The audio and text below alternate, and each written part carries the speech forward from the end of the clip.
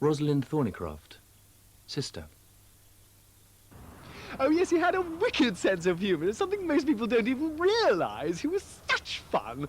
I remember during the war, he would get up impossibly early and very dutifully make the tea for me, and then he would creep into my bedroom and get into my bed. But of course his hands would be horribly cold because there's no central heating or anything, and we always managed to stay in the largest and draftiest flats in London, of course. And anyway, he would climb under my bedclothes and he would say, "Watch out, Jack Frost is back."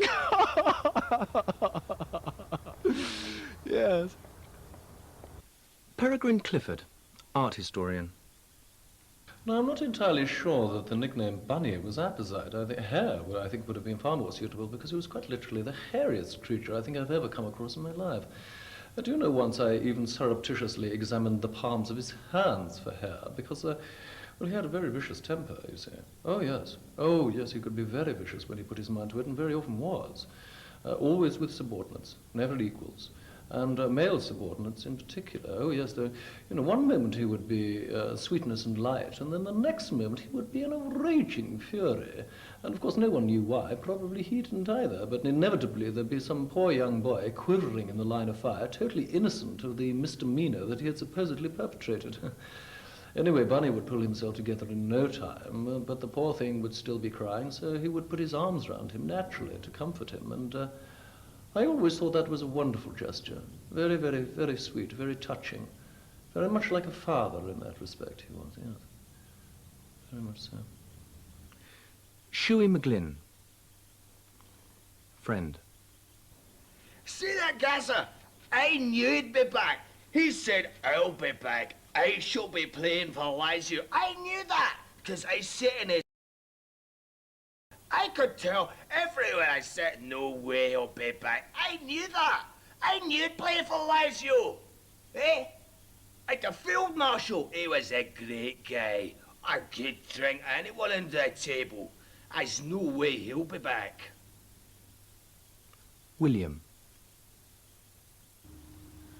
Mummy said he was the naughtiest man in the world because he did naughty things like drive his aeroplane on our lawn. And Mummy was horrified for him. She said, "Now look, Bunny, if you drive that aeroplane on our lawn one more time, I'm going to spank you on your bare bottom."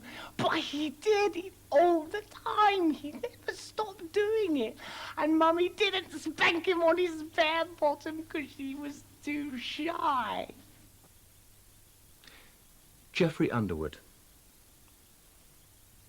Yes, I have in fact camped at every single major interchange of the motorway network in the British Isles, including Northern Ireland, of course, and so the Field Marshal won my respect when I learnt that he did in fact write the foreword to the Drake, Yeadon and Evans tome motorways, which, well, I'm sure most people have read it, but as far as I'm concerned, it's my Bible, so to speak. And, well, I would just like to read a little bit of it to you to show his versatility and so forth.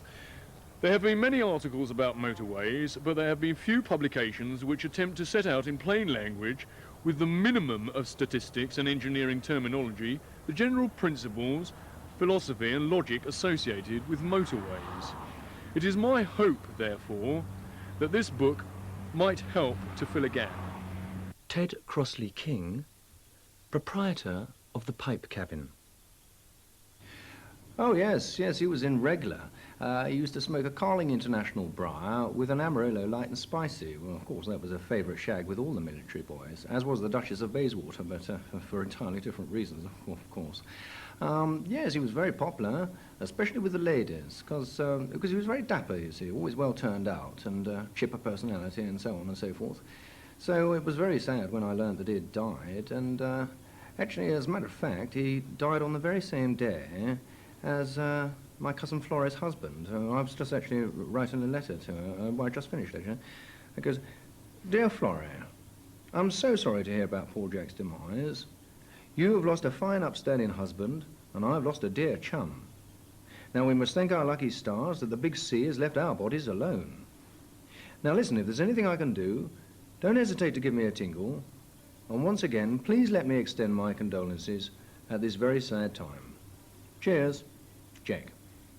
I always like to sound off on a happy note. I think that's always rather the best.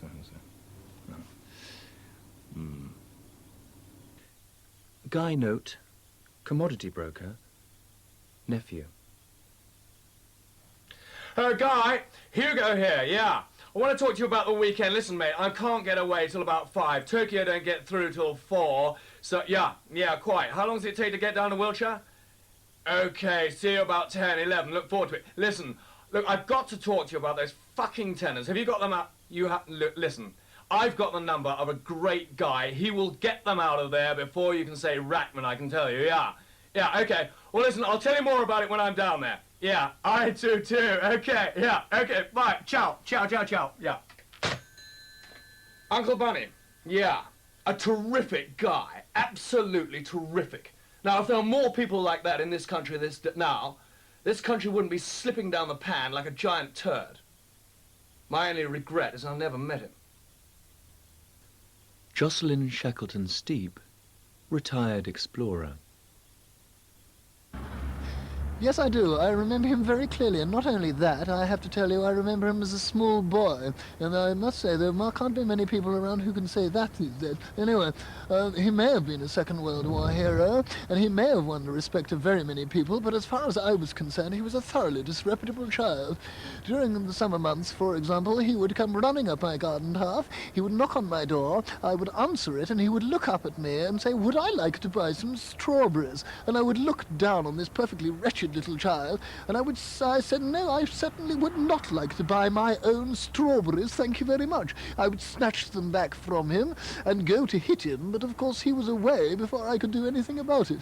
So yes, I do. I have very vivid memories of a thoroughly horrid little boy, and as far as I'm concerned, I'm really rather glad that he's dead, so you can put that in your pipe and smoke it.